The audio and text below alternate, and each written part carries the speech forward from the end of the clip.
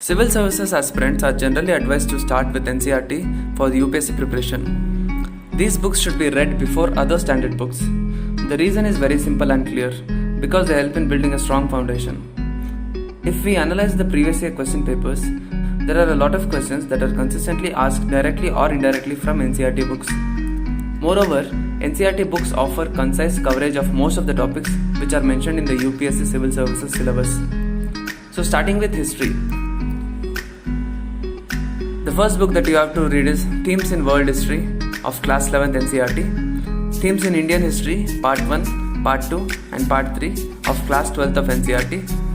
And you should be reading Tamil Nadu's 11th and 12th standard history textbooks for clearing concepts of ancient, medieval and modern history of India.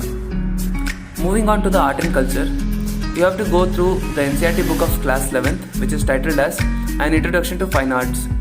This is a very important book and will clear a lot of concepts related to art and culture.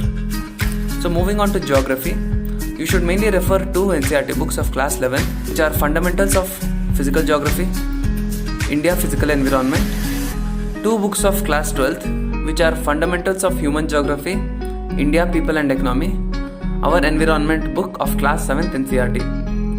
These books are very important and it will cover maximum content of the geography which is required for UPSC Civil Services. Moving on to the Indian economy. Indian Economic Development of Class 11th NCERT and Macroeconomics of Class 12th NCERT. Coming to Indian polity, you just have to refer one basic book, which is Indian Constitution at Work of Class 11th NCERT. And finally, for environment, you should refer Class 9th and Class 10th ICSE Ecology and Environment book. So this is the complete list of must-read book of NCERTs and other basic books for UPSC Civil Services. So I hope you people found this video informative. Please subscribe to our channel as I'll be making more informative videos like this. Thank you for watching.